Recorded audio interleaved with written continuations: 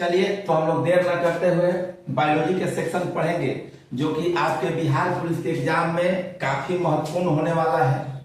ठीक है, तो सबसे पहले हम रक्त से शुरुआत करेंगे और धीरे धीरे टॉपिक वाइज टॉपिक, जिससे कि आपके एग्जाम में एक भी क्वेश्चन नहीं छूटे। आप वीडियो अंत तक देखिए, पार्ट 1, पार्ट 2, पार्ट 3 सारे करके हम वीडियो लाएंगे आपके एग्जाम तक। 16 तारीख तक आपका बायोलॉजी का सेक्शन पूरी तरीके से कंप्लीट होगा। ठीक है, तो अभी हम लोग बात करने वाले हैं ब्लड के बारे में। किसके बारे में मेरे दोस्त? ब्लड। अब देखिए, सबसे पहले ब्लड के बारे में जब हम बात करेंगे तो परिसंचरण तंत्र के बारे में हमको जानना चाहिए। अब परिसंचरण तंत्र क्या होता है? परिसंचरण तंत्र जो होता है, इसकी खोज विलियम हार्वे द्वारा, विलियम हार्वे एक ब्रिटेन के वैज्ञानिक थे, उनके द्वारा 1628 ईस्वी में खोजा गया था। उन्होंने कहा कि रक्त कैसे कैसे कार्य करता है, कैसे घूमता है। बहुत अधिक हम डीप में नहीं जाएंगे। ठीक है, आपके एग्जाम में क्वेश्चन आएगा कि रक्त परिसंचरण तंत्र की खोज किसने की थी, तो विलियम हार्वे। ठीक है, दूसरी बात इसमें आती है मेरे भाई, दूसरी बात आती है कि परिसंचरण तंत्र के अध्ययन को क्या कहा जाता है? परिसंचरण तंत्र के अध्ययन को क्या कहा जाता है? तो परिसंचरण तंत्र के अध्ययन को एंजियोलॉजी कहा जाता है। क्या कहा जाता है मेरे दोस्त? एंजियोलॉजी। आ गई बात समझ में? अब तीसरी बात आती है कि जो परिसंचरण तंत्र होता है, एक बंद होता है और एक खुला होता है। तो जो बंद होता है, अब देखिए हम आपको उतनी ही बात बताएंगे जितनी आपकी एग्जाम में के पॉइंट ऑफ व्यू से आवश्यक है। अब जब बंद की बात हम करेंगे तो बंद में क्या होता है कि जितने भी कशेरुकी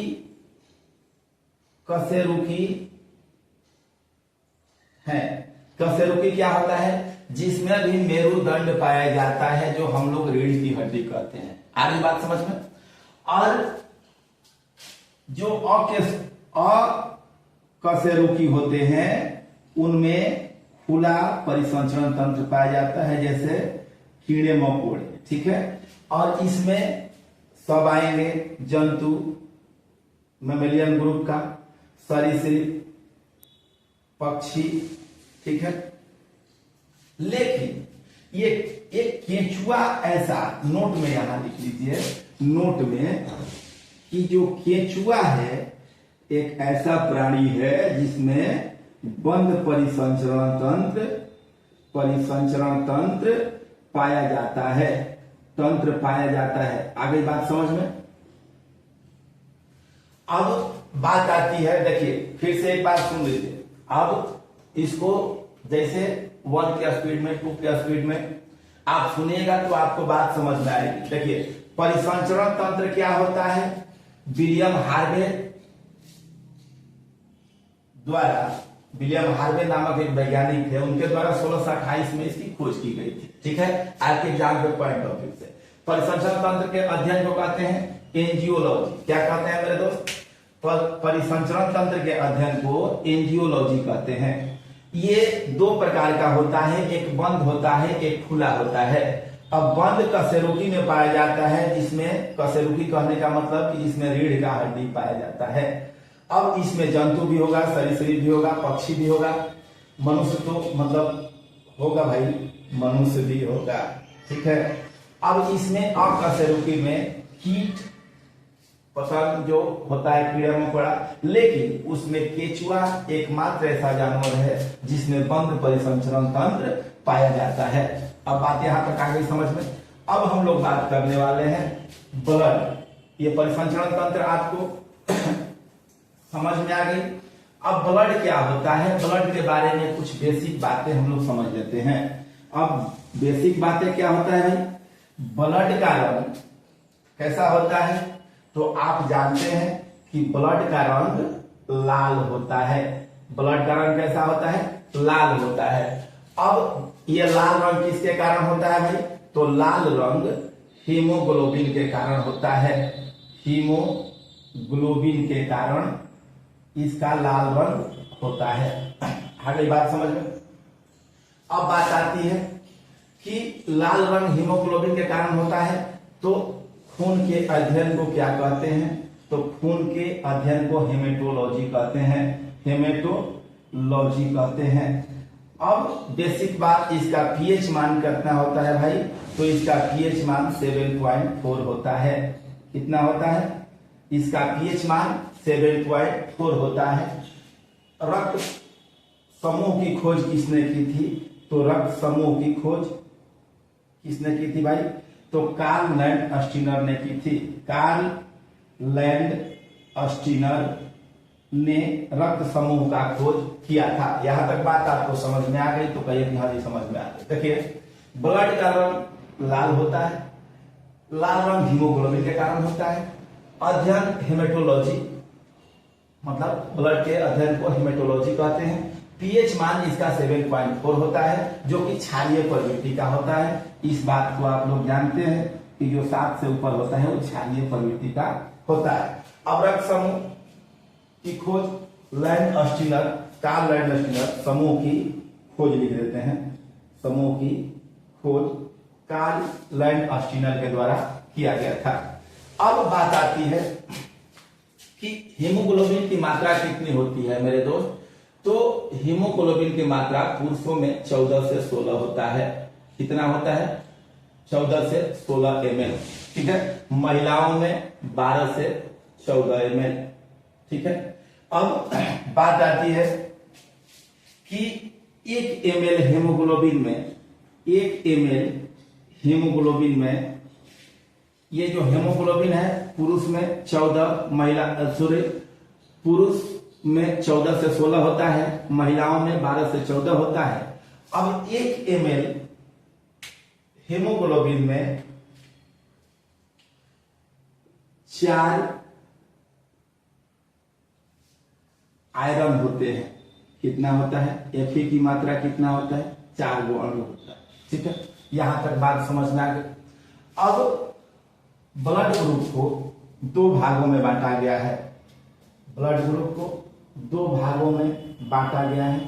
अब हम लोग पढ़ते हैं ब्लड ग्रुप को, ब्लड को 2 भागों में बांटा गया है। अब वो 2 भाग आपके 2 भाग कौन कौन है? तो ब्लड को जब हम बात करेंगे तो 2 भागों में बांटा गया है। कौन कौन? एक तरल और एक ठोस। अब देखिए, ब्लड जो है क्या है? एक तरल संयोजी ऊतक है। ब्लड क्या है? एक तरल संयोजी ऊतक है। अब तरल संयोजी ऊतक किसे कहते हैं भाई? कि जो संयोजी ऊतक उसे कहते हैं जो जोड़ने का काम करता है। संयोजी ऊतक किसे कहते हैं? जो जोड़ने का काम करता है। अब ये तरल में क्या होता है? ये बात आपको समझ में आ गई। तरल में क्या होता है? तरल में आपका प्लाज्मा होता है। तरल में क्या होता है? प्लाज्मा। तरल में प्लाज्मा होता है। और ठोस में आरबीसी, डब्ल्यूबीसी और प्लेटलेट्स। डब्ल्यूबीसी और प्लेटलेट्स क्या होता है? प्लेटलेट्स लिख दीजिए, प्लेटलेट। ठीक है। अब तरल में प्लाज्मा होता है जो कि 55% होता है और ये 45% होता है। ये सारे मिलके 45% होते हैं और प्लाज्मा अकेले 55% होता है। यहां तक बात समझ में आ गई। अब हम लोग बात करते हैं, सबसे पहले प्लाज्मा के बारे में पढ़ेंगे। अब प्लाज्मा क्या होता है? सबसे पहले हम लोग प्लाज्मा के बारे में पढ़ेंगे कि प्लाज्मा होता क्या है। अब देखिए, प्लाज्मा क्या होता है? प्लाज्मा आप समझे कि 55% होता है। अब जब इस 55 को मान लें तो इसमें 90 से 92% वाटर होता है। प्लाज्मा में क्या होता है? इसका 90 से 92% वाटर होता है और 7% के आसपास इसमें प्रोटीन पाया जाता है। क्या पाया जाता है? 7% के आसपास और जो खनिज संपदा होती है, जो खनिज होता है, ये लगभग 0.9% के आसपास पाया जाता है। और एमिनो एसिड की अगर बात करें, अमीनो एसिड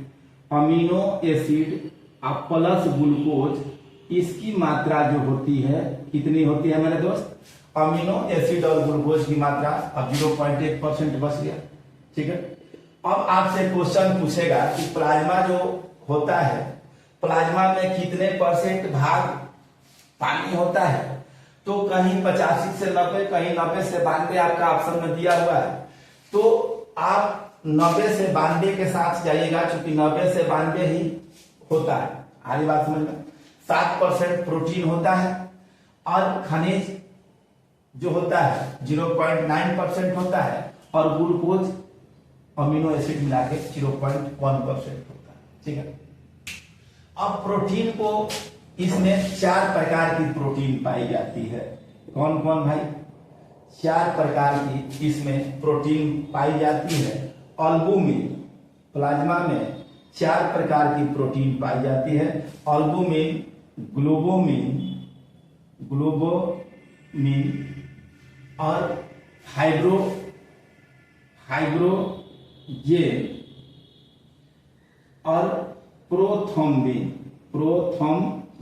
देखिए, अगर दिखने में आपको परेशानी हो रही होगी तो पूछ करके लिख लीजिएगा, हम बोल रहे हैं। देखिए, प्लाज्मा जो होता है इसमें 90 से 92% पानी पाया जाता है, 7% प्रोटीन पाया जाता है, और खनिज जो होता है 0.9% पाया जाता है। अमीनो एसिड जो है और ग्लूकोज मिला करके 0.1% पाया जाता है। अब बात आती है प्रोटीन में 4 प्रकार की प्रोटीन पाई जाती है, जो कि अल्बुमिन होता है, ग्लोबोमिन होता है, फाइब्रोजेन होता है, प्रोथ्रोम्बिन होता है। ये दोनों जो है रक्त के थक्का जमने में मदद करता है। जो फाइब्रोजेन और प्रोथ्रोम्बिन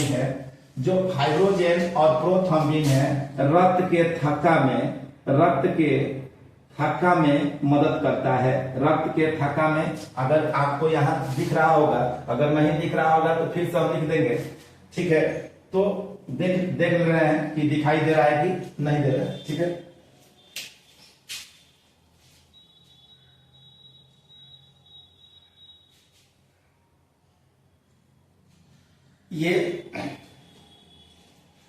ये जो है अभी थोड़ा सा आपको अल्बुमिन वाला सेक्शन यहाँ हम लिख देते हैं। ठीक है, कहाँ लिख दें, थोड़ा सा देखिए, यहाँ मिटा देते हैं। ये प्रोटीन वाला जो सेक्शन है, इसमें जो प्रोटीन 7% पाया जाता है, ये प्रोटीन वाले सेक्शन को हम यहाँ लिखते हैं, आपको ज्यादा समझ में आएगी। अभी प्रोटीन वाला सेक्शन जो है, इसमें क्या पाया जाता है? अल्बुमिन, दूसरा ग्लोबोमिन, तीसरा फाइब्रोजेन, चौथा प्रोथ्रोम्बिन। ठीक है, अब ये जो फाइब्रोजेन और प्रोथ्रोम्बिन है, ये रक्त के थक्का में मदद करता है, रक्त के थक्का में मदद करता है। आ रही है बात समझ में? रक्त के थक्का में मदद करता है। अब दूसरी बात आती है, अब प्लाज्मा के बारे में थोड़ा सा और हम लोग पढ़ लेते हैं। प्लाज्मा का रंग पीला होता है। प्लाज्मा का रंग कैसा होता है मेरे दोस्त? प्लाज्मा का अगर रंग की बात करें तो इसका रंग यहीं लिख देते हैं। प्लाज्मा का रंग पीला होता है बाइल्रुबिन के कारण। किसके कारण? बाइल्रुबिन के कारण इसका रंग पीला होता है। और एक और चीज होता है इसी से रिलेटेड, बाइल्रुडुबिन, इसके कारण हरा रंग होता है पीत का। आई दोनों का निर्माण आपके लीवर में होता है। दोनों का निर्माण कहाँ होता है? आपके लीवर में होता है। यहां तक बात समझ में आ गई। अब इससे ज्यादा बिहार पुलिस ने प्लाज्मा से रिलेटेड क्वेश्चन आपसे नहीं पूछने वाला है। अब हम लोग बात करते हैं ठोस। अब देखिए, एक बात और हमें याद आई कि जो हमने अभी ब्लड के बारे में पढ़ा था मेरे दोस्त। ब्लड के बारे में हम लोगों ने पढ़ा था कि ब्लड जो है एक तरल संयोजी ऊतक है। तरल मतलब तरल में प्लाज्मा आया था, ठोस में क्या आया था मेरे दोस्त? आरबीसी, डब्ल्यूबीसी और प्लेटलेट्स। अब ये तीनों के मतलब ये तरल और ठोस के मिश्रण को हम लोग कोलोडियल कहते हैं। क्या कहते हैं?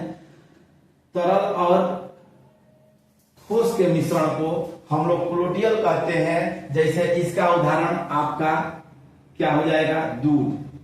ठीक है, और भी बहुत सारे एग्जाम्पल है। तेल। ठीक है, अब ये ठोस और द्रव का मिश्रण है। जैसे दूध को फाड़ते हैं तो उसमें पनीर मिल जाता है। जैसे जो तेल मिल रहा है बाजार के साइड में, अगर कुछ दिन उसको छोड़ दीजिएगा तो ठोस वाला पार्ट नीचे बैठ जाएगा और तरल ऊपर आ जाएगा। ठीक है, तो जो ठोस और द्रव का मिश्रण होता है उसे कोलोडियल कहा जाता है। अब हम लोग आरबीसी के बारे में थोड़ी सी चर्चा कर लें। हो सकता है कि वीडियो लंबा हो जाए, छोड़िए, आरबीसी नेक्स्ट पार्ट में हम लोग करेंगे। ठीक है, धन्यवाद।